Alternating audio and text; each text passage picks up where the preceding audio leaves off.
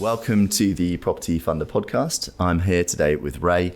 And before we start talking to Ray, first of all, for those of you who are returning listeners or viewers, thank you very much for your support. Really means a lot.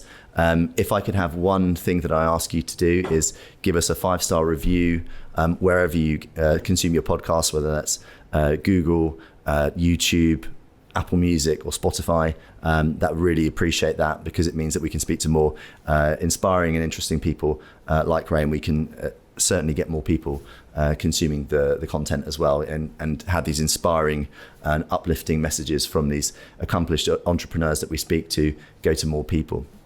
The next bit of housekeeping I want to do is I want to thank the show sponsor, Avonmore Capital. Avonmore Capital is a development and bridging lender based in London, but lending all over England and Wales on projects from £250,000 now up to £25 million with a recent bridge product launch. So go to www.avonmorecapital.com, or you can reach out to me. I'm actually one of Avonmore's co-founders. Now, without further ado, let's talk to Ray. Now, Ray, could you tell us your full name and tell us the business that you are now part of? Good morning. My name is Ray Palmer, Raymond John Stewart Palmer, and I'm chairman of Fiera Real Estate, which used to be called Palmer Capital. Palmer Capital was sold about 4 years ago, and subsequently the name changed to Fiera, which is a Canadian quoted fund manager. And you've been in the property industry for a long time, highly respected. You've been feted by the Props Luncheon Awards, which is a cause very close to my heart. So you're obviously a highly respected, highly accomplished person in the world of real estate. Can you take us back to your early days? How did you get into the real estate industry? What was it that led you to start in the real estate industry? And then maybe let's talk through how we kind of got to Palmer Capital and Fiera thereon. Yeah, well, thank you for that. Flattery is always a good thing. My parents didn't do well financially, and I left school at 16. My headmaster had advised that I should become an engineer because I was always very good at maths, but actually I didn't fancy that, and went to work for a local estate agents in Essex.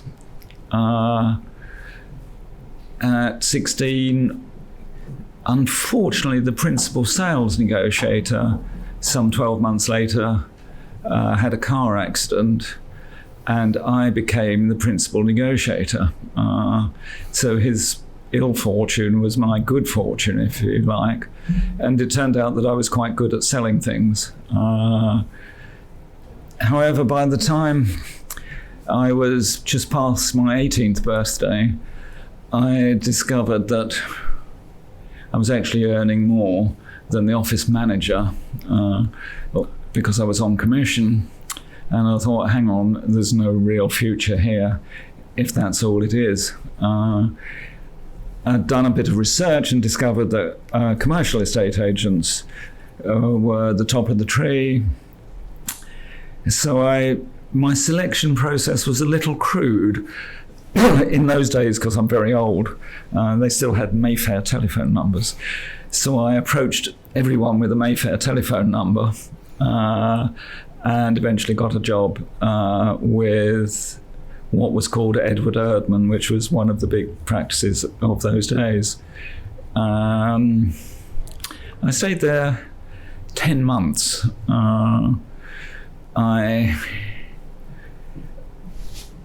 After 5 months, I gave in my notice as I was offered a job to go and work for Elliot Bernard at Michael Lorry. Edward Erdman persuaded me to stay, largely by doubling my salary. 10 months later, I gave in my notice again and went to work for Allsops in Soho Square. Allsops was a great place. I was then 19. I went into the shops department at Allsops.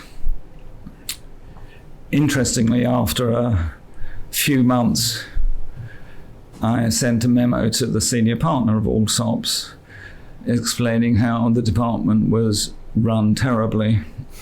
And a few weeks later, the 6-man department was quite shocked to discover that their junior of 19 was now the manager of the department. I then stayed about another 12 months or so at Allsops. And I then joined Robin Smith and John Lambert, who had formed Lambert Smith and Partners at that stage. They had both been at Edward Erdman, and I knew them from then. I didn't manage to persuade them to change the name, but the negotiation was equity or name, and I ended up with a substantial amount of the equity, which seemed a better deal to me than the name. And so I became an equity partner in Lambert Smith and Partners at age 21. I virtually immediately became both the managing partner. Managing partner was no big deal. There was only 3 of us and 3 secretaries, and the largest fee earner. And I continued in that role until we sold the business in the late 80s. There was a phase of sales of surveyors, and we sold the business to a company called Abaco, who were quoted at the time. Subsequently, they were taken over by British and Commonwealth, who in turn went spectacularly bust. By the time British and Commonwealth went bust, we had acquired a number of other businesses, and the business had been renamed Lambert Smith Hampton. I've been responsible for negotiating those various acquisitions, and we bought the business back from the receiver of British and Commonwealth at a tiny fraction of what we'd sold it for in the first place. I then stayed with Lambert Smith Hampton about another 18 months, but I realised that during the latter period at Lambert Smith Hampton, I'd largely been buying businesses or selling Lambert Smith and Partners in the first place. So I hadn't actually been a surveyor for some years, and I'd been acting as a principal. So having passed go a couple of times, I sold out of my shares in Lambert Smith Hampton and formed Palmer Capital. I did incidentally subsequently buy back into Lambert Smith Hampton whilst it was a quoted business, and sold out again. So I managed to sell out of Lambert Smith Hampton 3 times. And I set out to be an investor developer.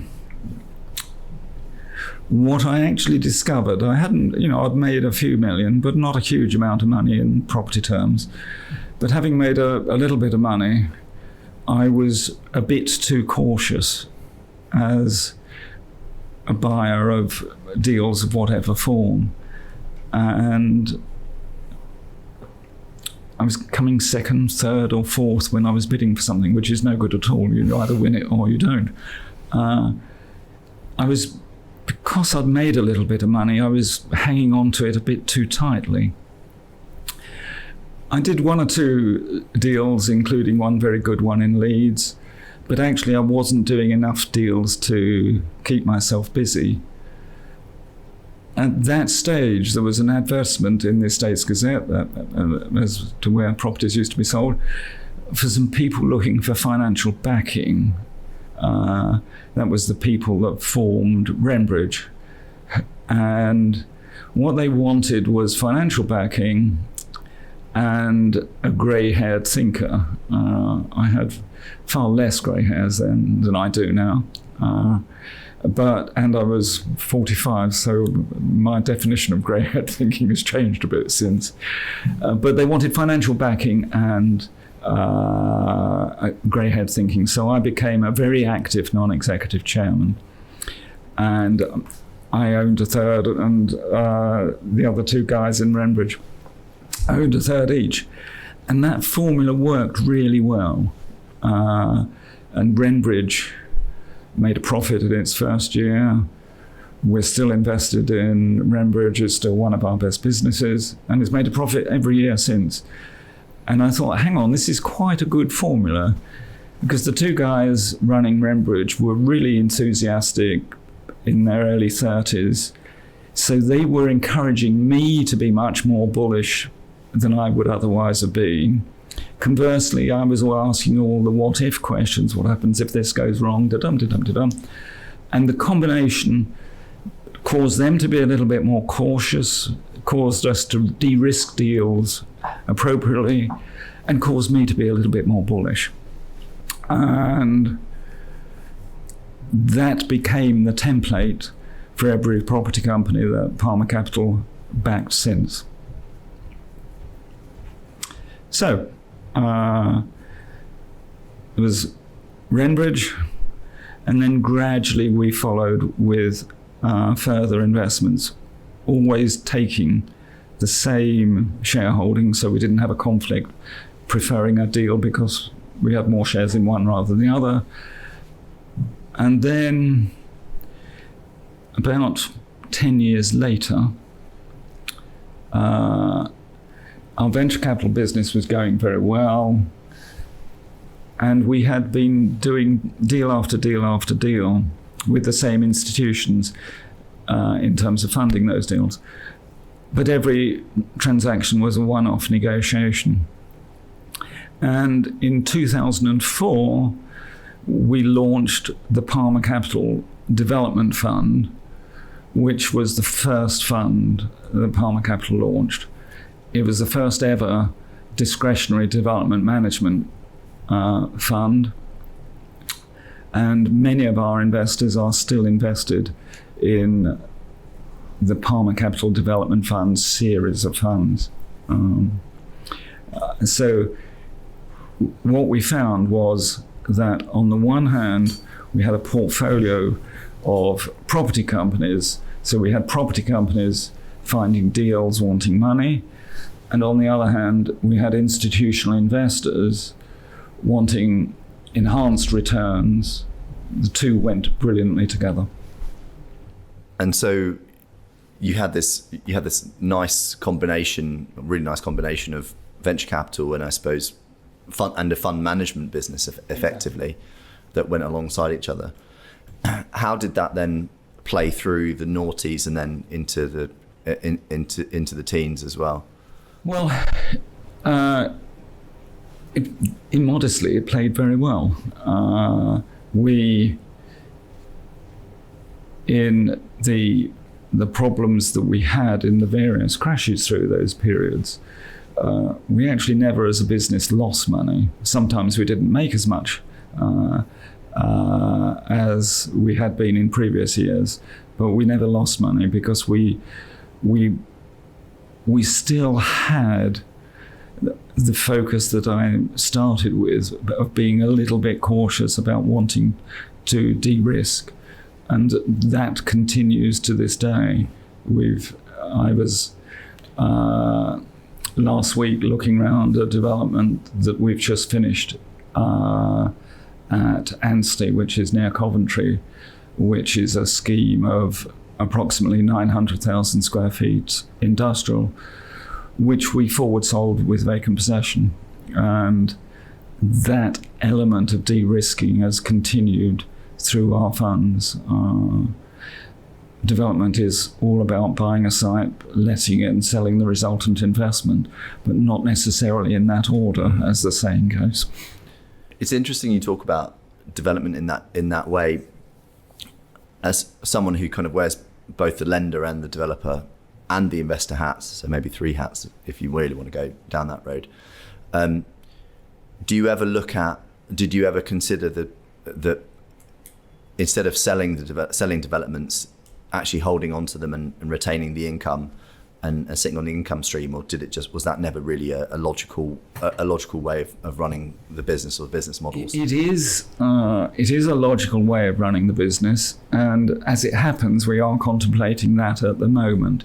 But you've got two different types of risks. If you buy a site with or without planning consent, you've got planning risk, you've got construction risk, and then you've got letting risk. And the investor that wants the enhanced return that gives them very often an IRR in the high teens, and equally often an IRR in the 20s, is not the same style of investor that wants a nice building let to a decent tenant on a long lease. The risk profile of those two different types of investors is quite tricky. Also, we are a venture capital investor in the development companies that we've got, and the development companies want their reward on completion of the development. So there has to be a capitalization moment, which is quite tricky in the circumstances, because as a purchaser of property, you always want to buy it as well as you possibly can. And as a vendor of the property, you always want to sell it as well as you possibly can. And if you're both, there's a hell of a lot of conflicts of interest to manage. So it's normally best to keep those functions apart. Keep it clean, essentially. Yes. Keep it clean. Keep them distinct. It's really interesting. You talk about when you left LSH and you set up Palmer Capital, and you said that you were too cautious. What age were you at the time? Because I imagine it's not too different to where I am now, actually. I was in my early 40s. Yeah, so almost identical, yeah. And it was, as I said, I'd managed to pass go a couple of times or so with Lambert Smith Hampton. And I had children. You do get cautious. Money either makes you more ambitious, or it balances you and you try to hang on to what you've already made. And I'm in that latter camp. Yeah, because the reason I find it fascinating is I find myself in that position where I certainly have been, where I've had to, in a way, force myself to have more risk appetite as an investor over the last at least couple of years. I think that having gone through the last 15 years or so, let's say 12, 13 years, actually being more accurate. And actually someone reminded me of this yesterday. I remember being in my early 30s, only having one child who was very young, effectively living next to family or living with family, very few overheads, and the risk appetite and the risks that I was willing to take at the time and the types of deals that I was willing to do as a property investor. And I compare that with essentially going fast forward towards maybe 5, 6, 7 years ago, setting up a bridge lending business, development lending business, where you're able to make double-digit returns, but you're only taking, let's say, 70% of the property level risk. You get quite spoiled, I think. And then, of course, that became more difficult to achieve. We got institutional funding and all the rest of it. So again, you've got that conflicts of interest and cherry picking thing that comes along. So then you've got to go back to going back to deploying capital as a property investor in your own right, or I certainly had to. And where I found I was struggling was that you've been spoiled with these great returns for so long, and then you look at what you have to pay for things, and to try and square those circles. Now, ironically, I think that's played out quite nicely for me, particularly the most recent deal that I've done, where I ended up buying off an institution at nearly half of what they paid for it, at double-digit return. I think that will pay quite nicely for me.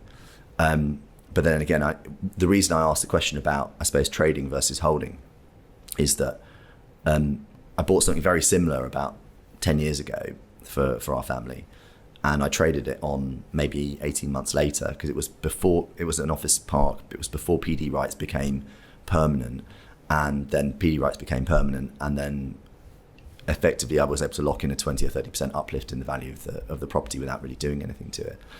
This time around, I'm in a similar position where I've probably bought something just at the bottom of the market, and actually I could probably sell it for another £1 million or so now. But the difference is now I look back at the two decisions, and I think I wish I'd made. Circumstances were such that at the time I had to sell, I had to trade at that time because I needed the cash to go and do other things. Now I don't have the same financial pressures, so I actually want to sit on it and try and ride the income. So I just find it quite interesting just to have that contrast and see the difference in your situations and how you approach things depending on the position you are in your life. I think property suffers a little bit from emotion, because we all live in houses which are partially an investment but primarily an emotional thing. You know as well as I do that when you go and look at a house that you really love, you might well end up overpaying for it because you've fallen in love with it. You shouldn't fall in love with property.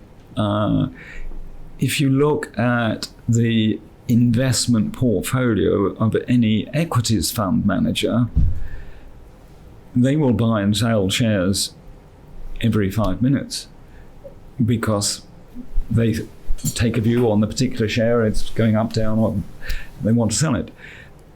Whereas a property fund manager tends to be more passive, and I don't think you should be passive with property.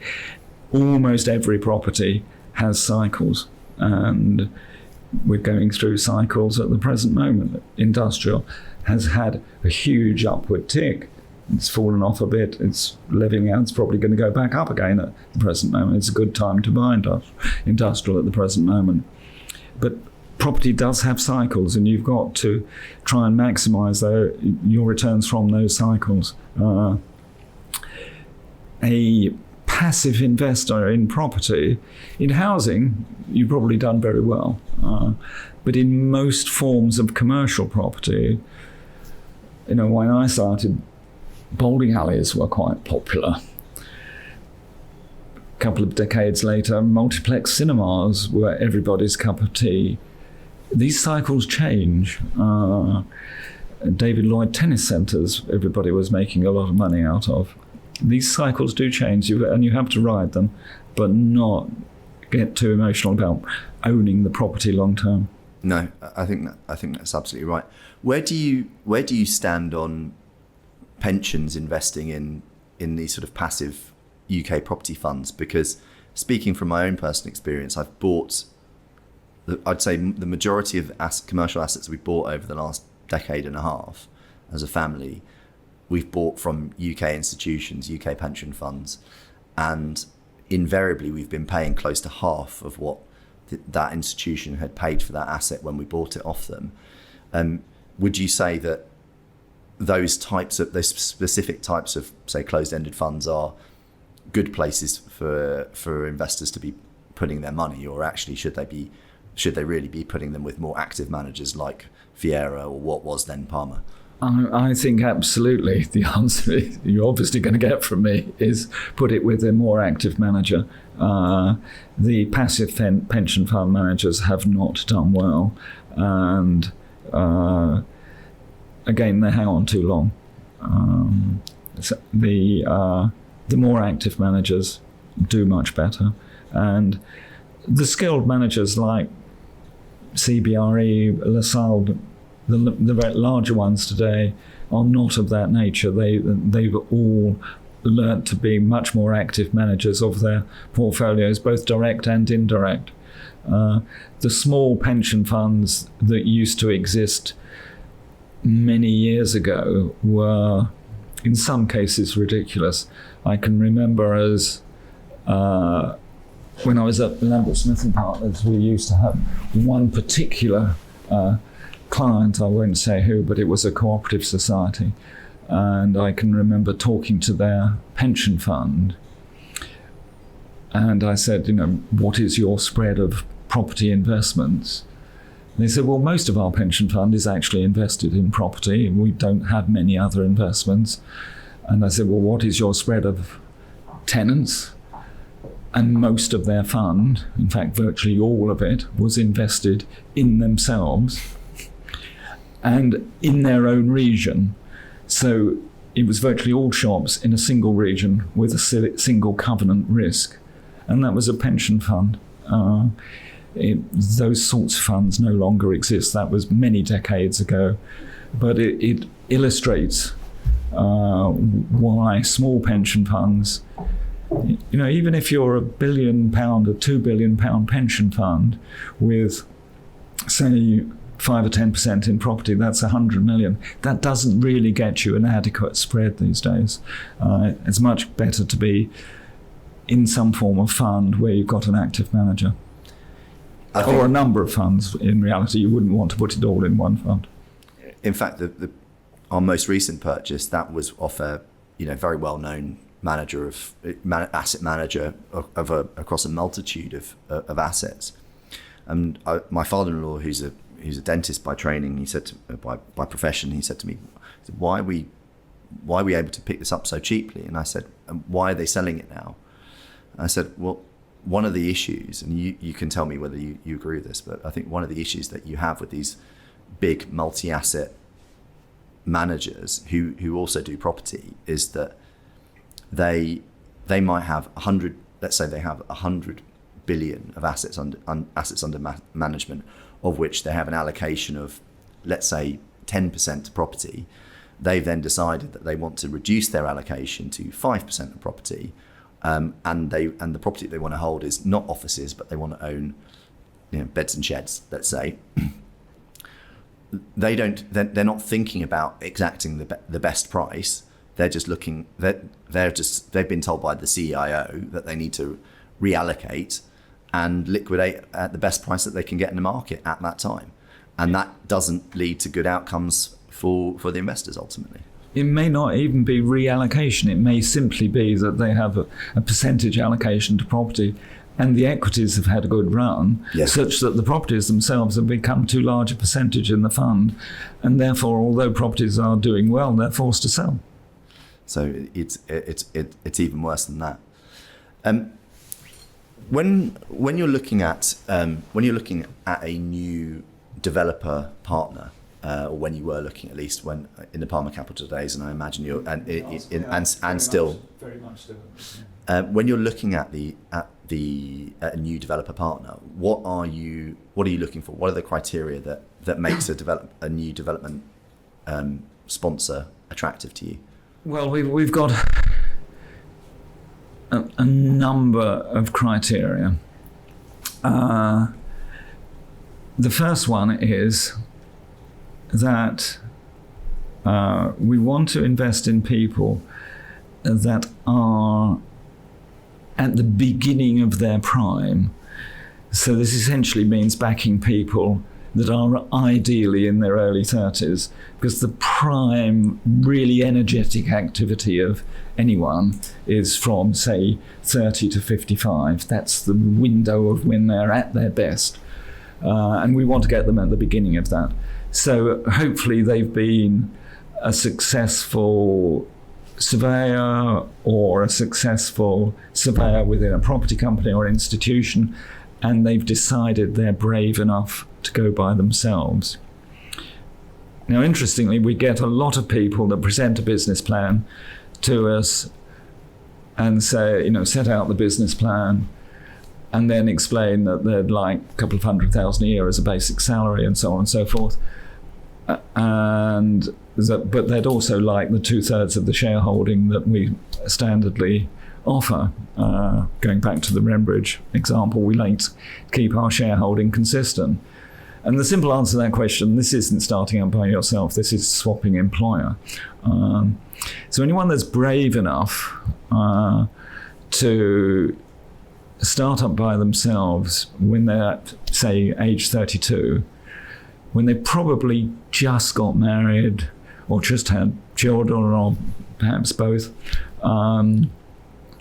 this is a brave time to do it. They're carrying a mortgage, young children, or they're about to have young children. This is the worst time to do it financially, but it's the best time to judge their bravery. So that's a very important criteria. Next criteria, we don't really want to tread on our own toes. We've got property companies that are good at various things or various regions, and we don't really want to tread on our own toes. They've got to be really driven. We used to have a joke which is no longer relevant because we're part of a corporate entity now and we don't do this sort of joke, that once we're done all the due diligence on a prospective property company that we wanted to back, we would send them off for psychiatric tests, and if they passed, we wouldn't invest.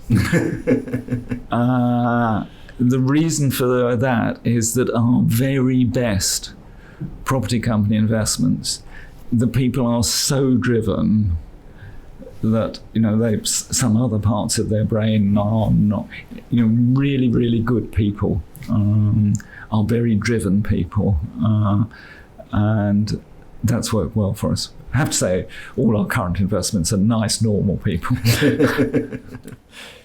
What would you say are the personal characteristics of a really successful developer needs to have, in addition to that sort of maniacal determination and drive? I think it's changed enormously over the years, but the first answer that comes to mind, excuse me, but it's particularly an answer as far as I'm concerned, is trustworthiness, absolute trust. The property industry doesn't have the greatest reputation in terms of people sticking to their word, but I believe it's incredibly important. I can remember when my son-in-law joined me as chief executive at the beginning of our fundraising career, a number of the property companies that we had investments in, the agreement was actually written on a couple of pages of A4 and initial. There was no legal document. We hadn't bothered to go to lawyers. And Alex said, look, I can't take this to institutions. We've got to document this properly, which of course we did.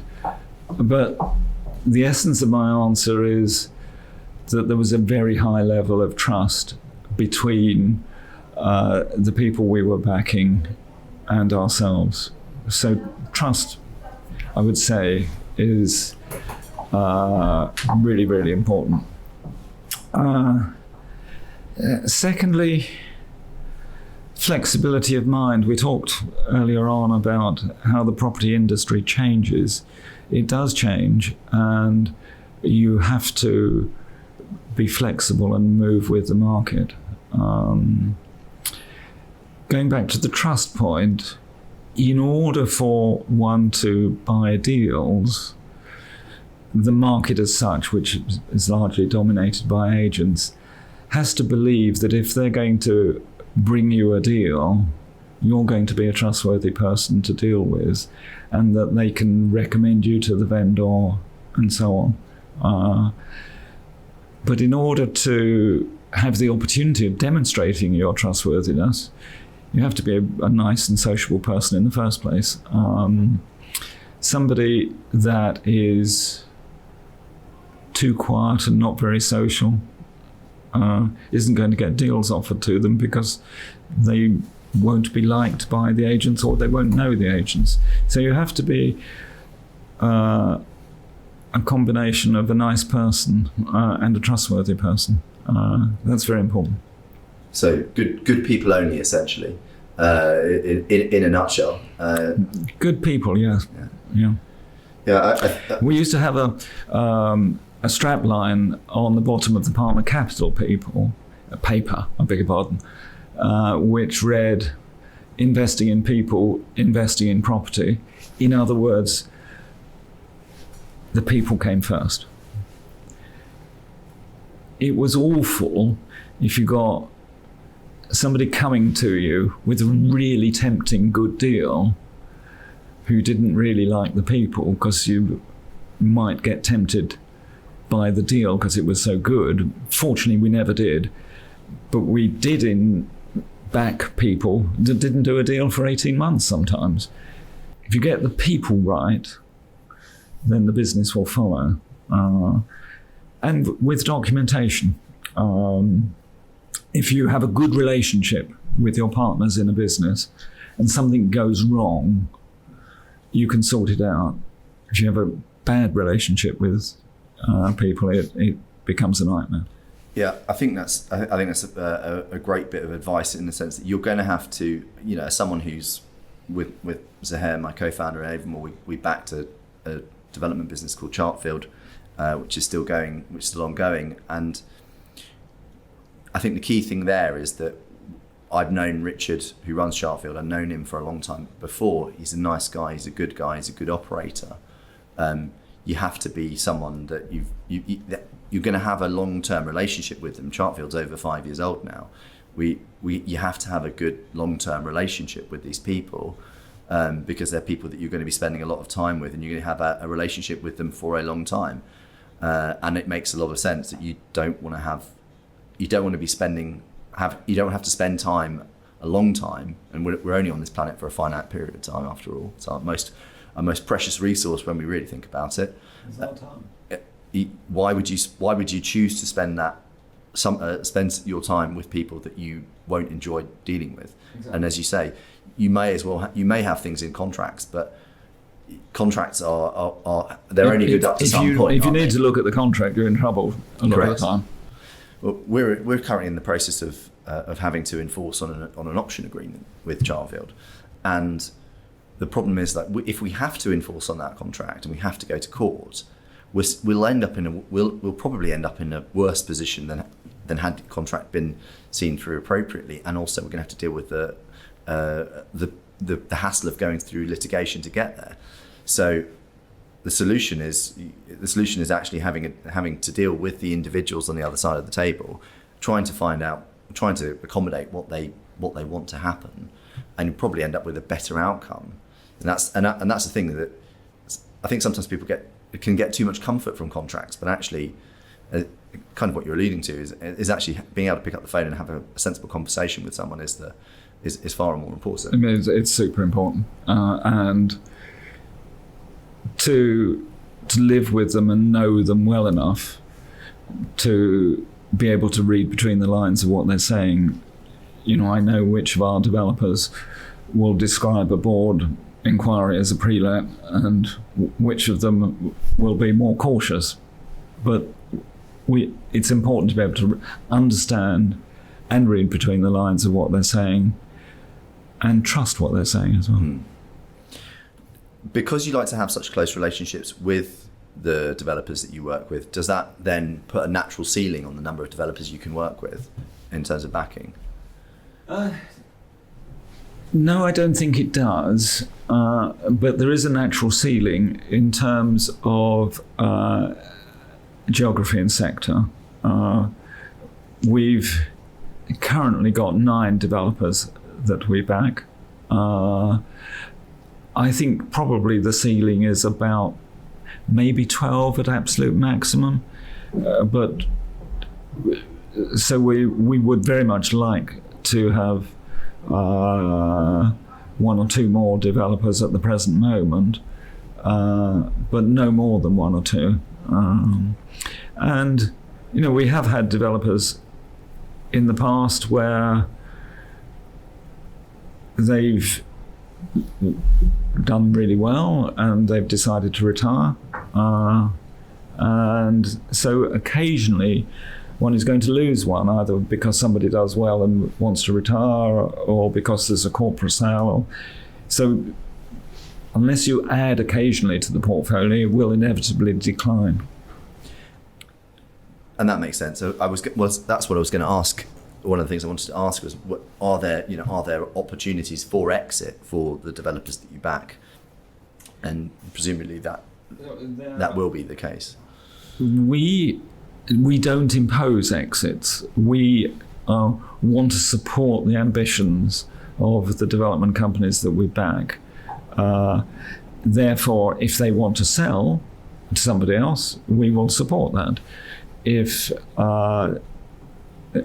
one of them wants to sell their shares, we will support that. I mentioned that Rembridge was the first development company that we backed. We are still a substantial shareholder, still the same shareholder in Rembridge. I'm still chairman of Rembridge. But Rembridge is now run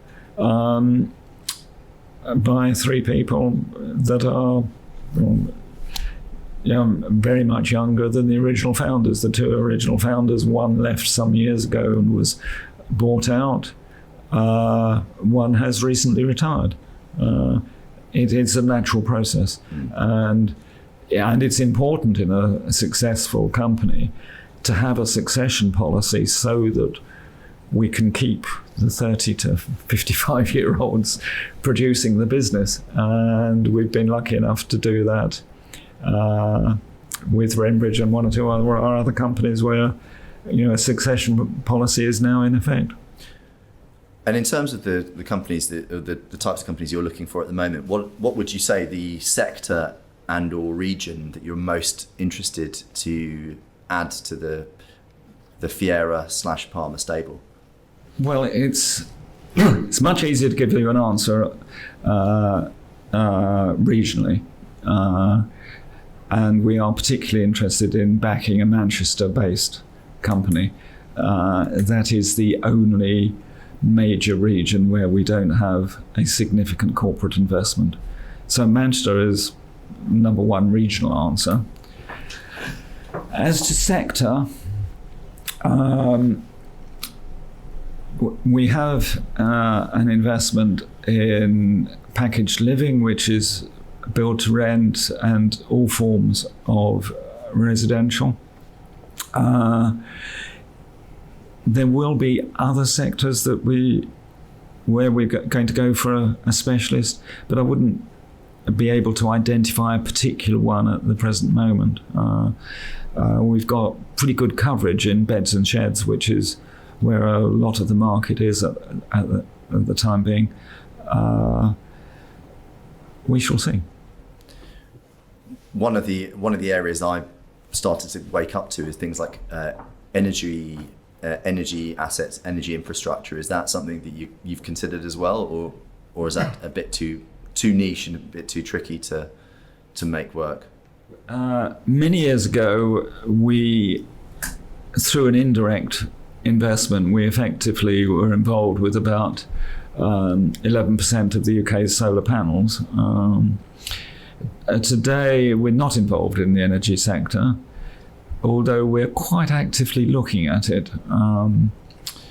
Wind turbines are jolly difficult to maintain. I speak with some experience, owning some wind turbines as a family. So solar panels are easy. All you need is some sheep and some windowline.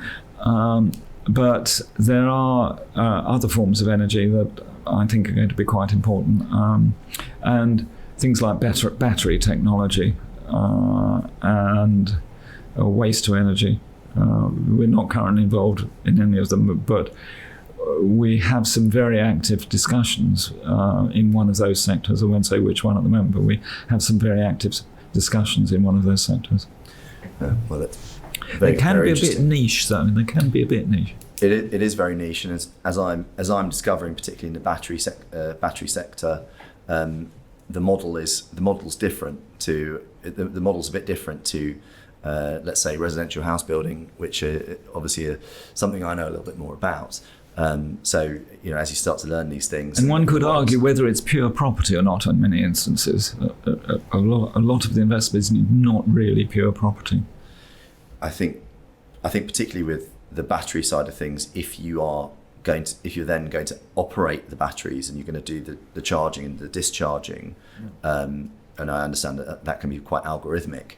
That you're venturing into energy trading rather than pure property. So it's interesting, but definitely different set of skills and experiences. We were involved in one of the largest power station constructions in the UK in Kent a few years ago, which was quite interesting. Kent used to have a lot of coal mines many years ago. And then it became very successful in providing paper to the city because there was a lot of forests in Kent, surprisingly enough. And anyway, we were involved in a power station development in Kent, which was one of the most complex deals I've ever been involved with. It extended my knowledge quite considerably. When you're talking to a prospective new investee, how important is it that they've got the pipeline? Let's assume that they've got the track record, but how important is it they've got the pipeline for you to execute on, or is actually the concept the most important thing? The pipeline is not at all important. It can be confusing. It's the people that we're interested in. If the people have been doing well at their present job, in other words, they're not they're working for somebody else rather than they've already started up by themselves. We tend to invest in people that are completely new startups. They're working for another property company or an agent or a combination of the two. So a pipeline is not at all important to us. The nature of the people and the balancing skills. I mean, our ideal investment is a minimum of 2 people, where you've got a deal origination person and a deal management / building person, so that they complement one another. Yeah.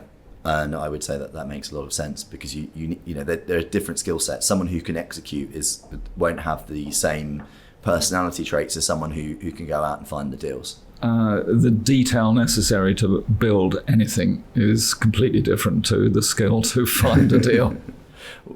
Out of interest, where would you say you sat in there? But were you more of an originator than the evaluator in that? I'm absolutely an originator. Yeah. I'm not a detail person. I'm absolutely an originator.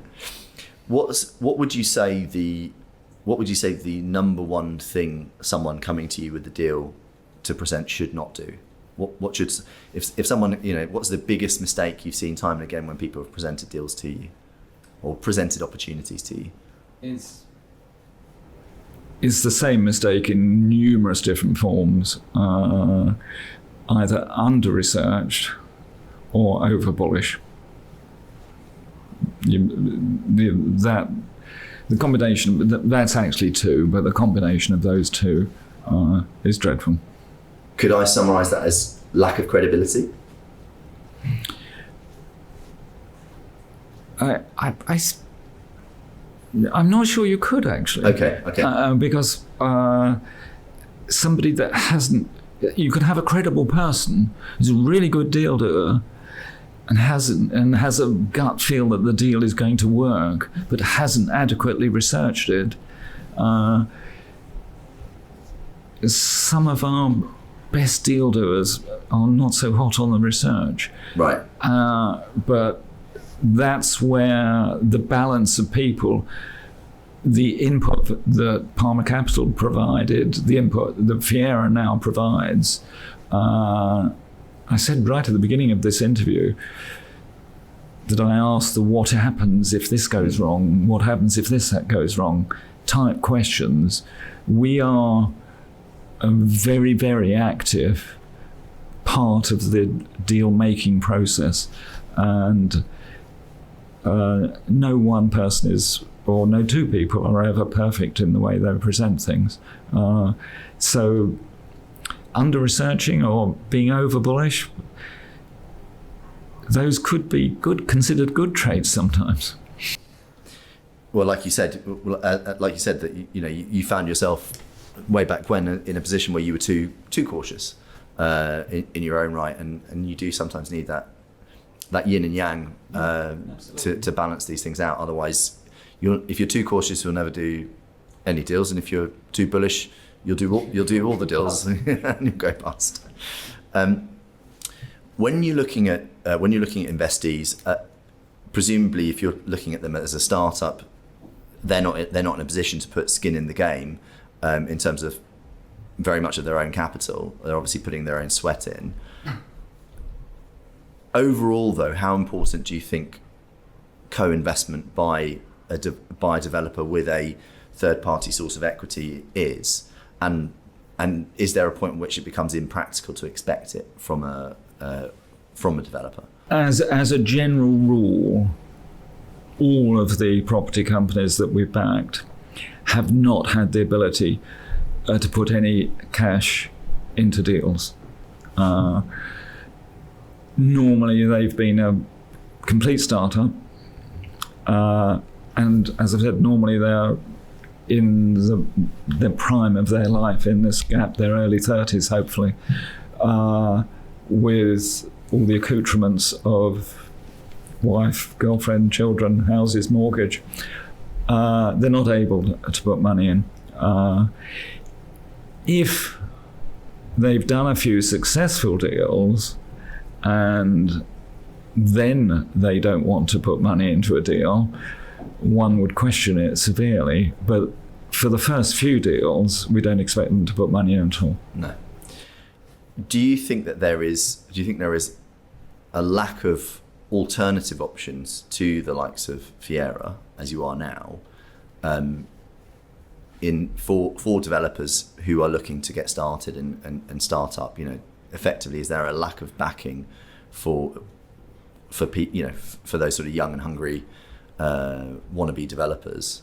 I think there are quite a lot of people, like you described yourself as being willing to back someone. There are quite a lot of people that are prepared to back one or two companies in a one-off form.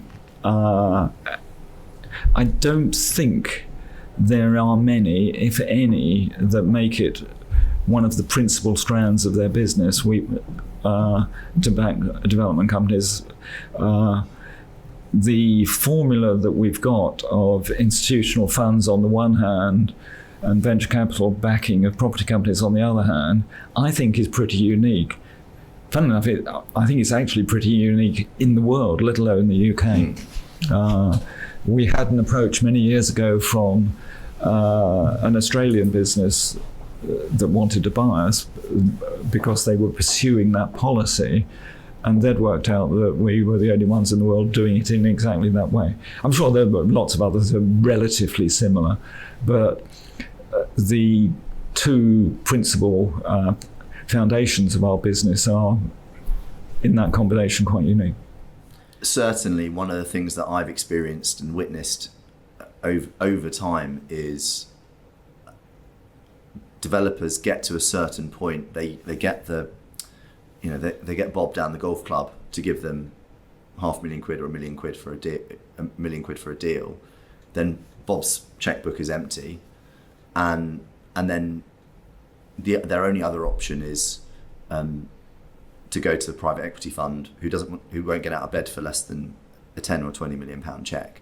So then they find themselves in that sort of limbo, and there are very few options for these developers. So what guidance, what advice would you give to developers who are in that, what I would call scale up phase, when they need to go beyond Bob from the golf club and not quite at a scale where they can work with your Blackstones and I think the simple answer to that question: come and talk to Fiera. Come and talk to Fiera. Okay. Well, that sounds like a pretty good option in that case. Where do you see the next 18 months going in terms of the UK property market, both commercial and residential? Do you see green shoots, or are you still got the sort of the amber lights on? That's as you know, that's quite a difficult question. We've had a pretty major correction 12 months or so ago when commercial property values dropped by 20%, something like that. We've also got elections in the UK coming up towards the end of this year, I guess. we've got elections in about a third of the world coming up in the same time frame. I can't recall in my life when so much of the world has been electing as is happening in 24. And I don't think I've ever seen an election that hasn't caused a pre-election and post-election pause, even though the result of the election looks like a foregone conclusion. I think it's still inevitable that we will have a little bit of a pause for a few months over the election from the date it's announced to some time after. So that's a 3 or 4 month period in 2024 when the market's going to pause, in my view. We've also got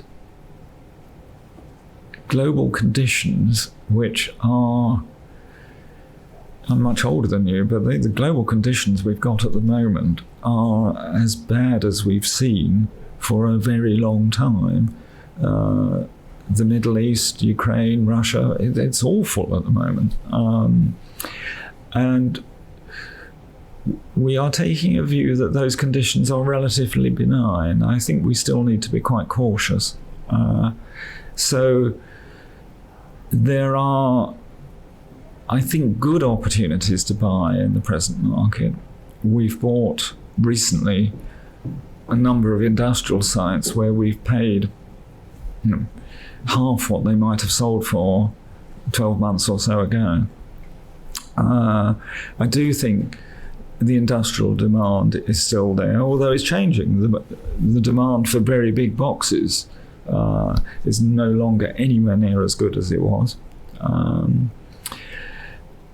We still have a growing population, so people still need roofs over their head.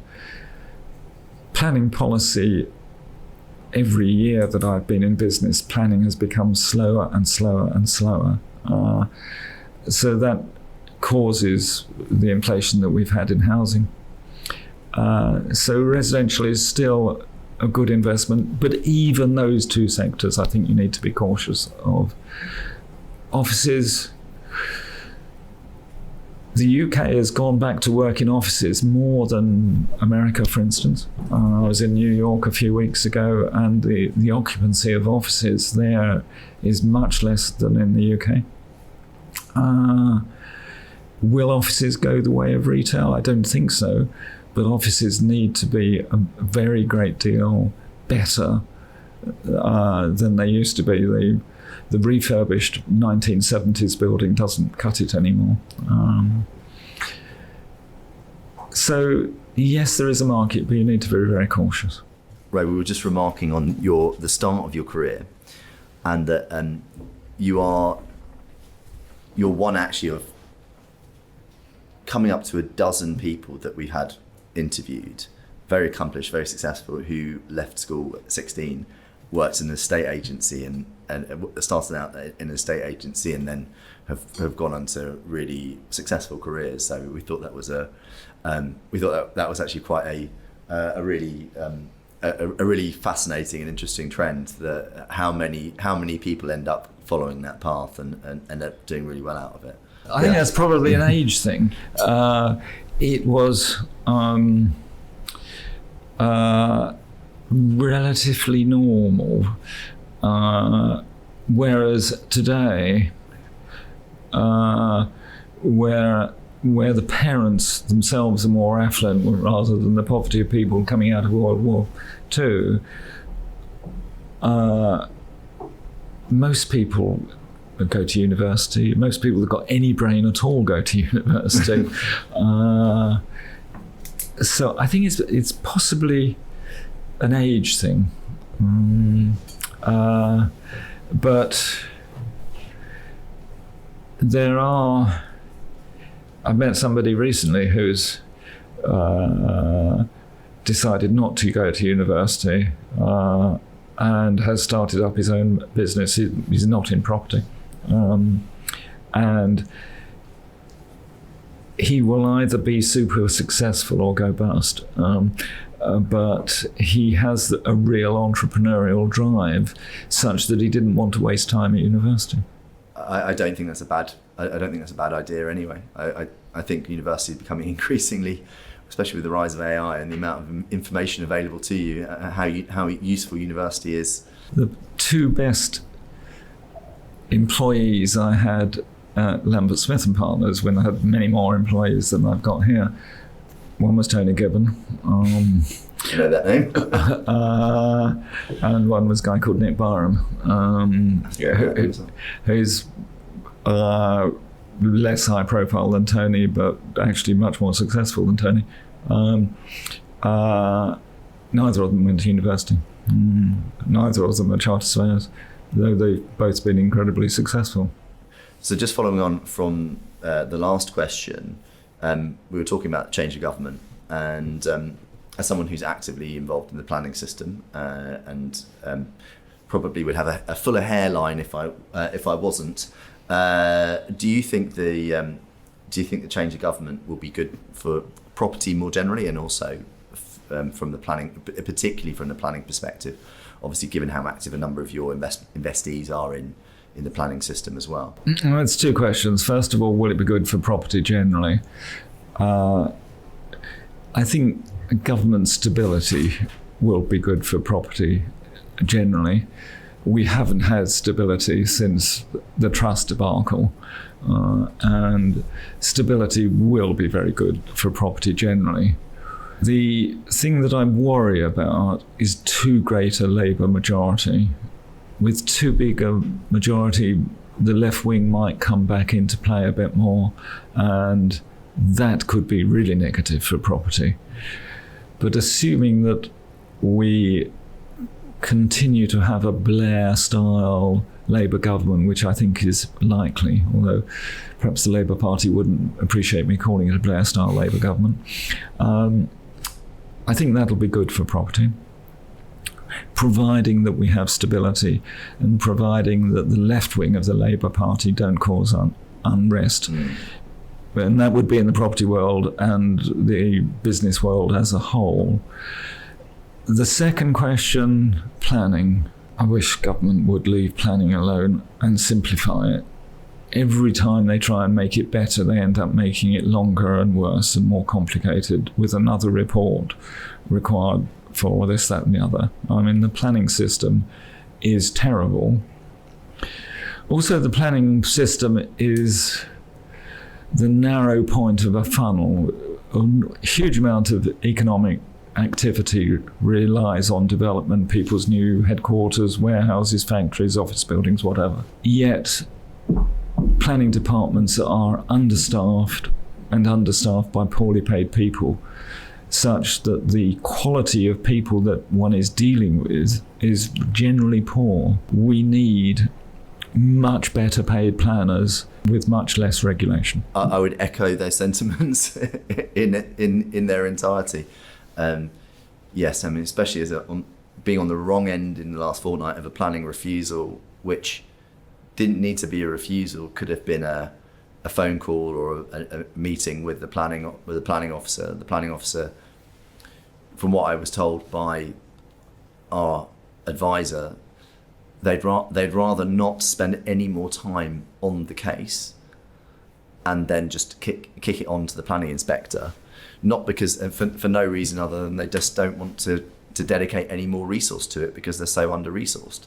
So they just effectively rob Peter to pay Paul and pass the buck to the planning inspector. It's a pinch point in the process, and it's terrible at the moment.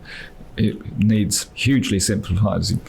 And as I said, we need better quality of people dealing with it. Do you think, as far as in terms of the planning system, whilst Labour do seem to be talking a good game about housing and maybe, sort of the sacred cow of the green belt may come under threat, in the sort of the Labour Lord giveth, but will the Labour Lord taketh away with their ambitions around environmental aspirations, where all these additional new regulations have come into play that we've seen under the Tories? Will that just continue and potentially get worse? I think it'll be quite difficult for the Labour government to be brave enough to provide the deregulation that is necessary. I think it's unlikely. Let's hope that on that you're wrong, but we shall see. I have a feeling your experience is quite telling. If we could just change tack a little bit. Obviously, you're very experienced in your career. Recently, or a few years ago, made the decision to sell out Palmer Capital to Fiera. What was the motivation there? What was the driver there? Presumably, by that point, you would have had other partners in Palmer, or was it exclusively your decision to transact? Palmer Capital, at the stage where we sold, was myself and my family still owning about 85% of the business. A number of executives here had acquired a shareholding which turned out to be quite valuable for them. But the principal decision was that we had reached possibly what you might describe as glass ceiling. We were a very active niche business. We have some very good quality people here, and in order for them to progress, they needed to be able to play on a larger stage. And we had a number of approaches from different people. The business that we ended up really liking was Fiera, and we felt that we would be very comfortable with them and very trusting of them, going back to the word that I used several times in this interview.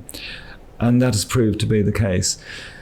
We also felt that we would have the advantages of a bigger business, but they would leave us alone to carry on the ethos of the business that we'd established. And that has worked well as well. On top of that, of course, I'm 76, and it was nice to pass go and cash in some chips. I have to say, you look incredibly well for 76, Ray, so you're doing something right. You're obviously a very energetic and young 76. What does the near-term future hold for you? What are your future plans personally? I'm getting married in the middle of June, so that's exciting. Congratulations on that. Third time lucky. It's a lady that I've known for 40 years. She used to run one of the premier headhunting agency in the property world, and I used her quite a lot at Lambert Smith Hampton, and have known her ever since. So that's exciting. We are developing the estate that we have in Wiltshire, which is fun. We have. I'm a very keen fly fisherman, and we have half mile of the one of the country's major chalk streams running through the grounds. I'm also a very keen gardener. We've got 7 acres of formal gardens and 2 full-time gardeners, but we do a lot of gardening ourselves. And we enjoy the countryside and the animals and so forth. When I asked Patricia what she wanted for Christmas this year, I was expecting a frock or jewellery or something like that. She asked for a couple of goats, which I thought was going to be a cheap deal. But £7,000 worth of fencing and stabling later, I realised that the goats were the cheap bit of the equation. And as far as your professional role within Fiera, do you expect that to continue as it has been for the last few years since the sale? Yes, I do. I was talking with somebody here this morning about what I do, and I work less than half time now. But I'm still chairman of all of the property companies that we're invested in. I'm still chairman of the business, and actually I find it a really nice balance. Because of my age, I've got, most of my friends are plus or minus the same age as myself, and about half of them have got non-executive positions or are still involved in running their own businesses to some degree, and about half of them are fully retired. If you were to pitch the fully retired half against the still working half in a pub quiz, the fully retired half wouldn't have a hope in hell. The brain is like every other muscle, you have to keep exercising it.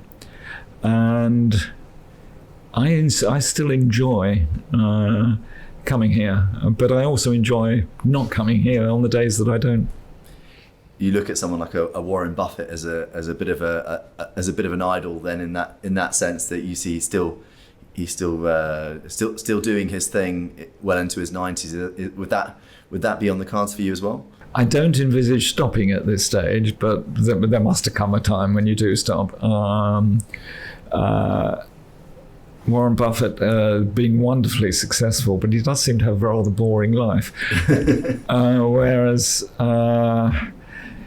I travel a lot with Patricia, I fish a lot, I do a lot of different things. And so, I proactively enjoy my life rather than...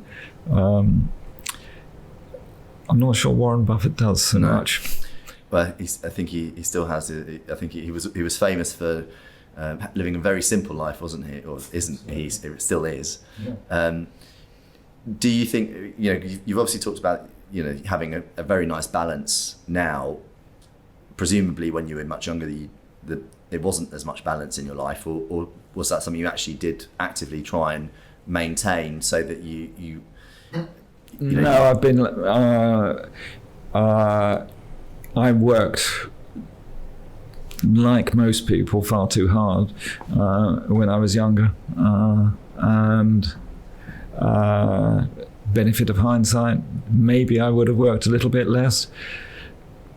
But conversely, I wouldn't be able to be enjoying myself so much as I am now if I hadn't worked so hard. It's plus or minus there. Swings and roundabouts, doesn't it? You've mentioned some big names earlier. I mean, for example, you brought up Elliot Bernard, for example. Presumably, along the way, you'll have had some very influential figures and people leave an imprint and leave a mark on yourself. Are there any significant mentors or important figures that you'd like to acknowledge today? People that our listeners might find interesting, or anecdotes that our listeners might find interesting? I think fun enough, it's the other way round. Okay. The people that run the property companies that we've backed have inspired me. As I said, they rejuvenated me. They've encouraged me to be more bullish than I would otherwise have been. I have huge respect for the younger generation. When we first started to recruit an internal IT person, we were looking at people with CVs they were 30 years old. I said, we don't need a 30-year-old, we need a 15-year-old. Generally, I look for inspiration to the younger people that have been fortunate enough to become involved with.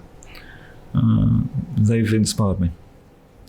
No, that's great, and I have to say, from my own personal experience, I've taken a lot from that as well, in the sense that I have a number of mentees through Reading Real Estate Foundation, and also just people who I provide kind of informal mentorship to, and my experience. People ask me, what do you do it for? What do you get from it?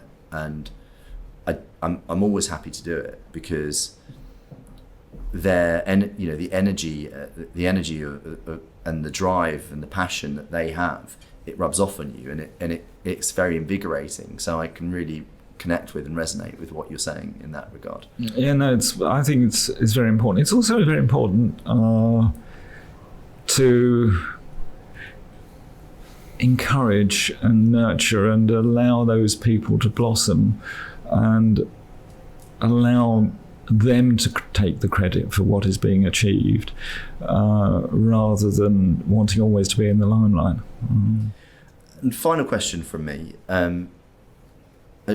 It's the question that we ask every week, which is advice to your younger self. I mean, if you were to give yourself some self-talk, you can choose the age that you would be, but let's say when you were 16 and leaving school as one example, what would you say to your younger self and why? There's a very easy answer to that. I stayed an agent for far too long. I'm a much better principal than I am an agent. And with the benefit of hindsight, I wish I had become a principal much earlier in my career, rather than I was a principal in an advisory business, but I should have become a principal in a capital business rather than an advisory business much earlier. As a follow-up question to that, and having started my career in commercial agency 20 years ago, knowing and being friends with a number of agents and still dealing with a number of agents, do you think that's a general theme, that people remain agents, commercial agents, for too long, and that a lot more of them should have moved over to principal side sooner? No, I don't actually. When I was an agent, I thought I was an incredibly important and integral part of the property industry. As soon as I became a principal, I realised how little the role was that an agent actually played. They introduce the site, they introduce the tenant, they do the sale. But there's so much work in between, and agents don't appreciate that. And there are some really good people who make incredibly good agents.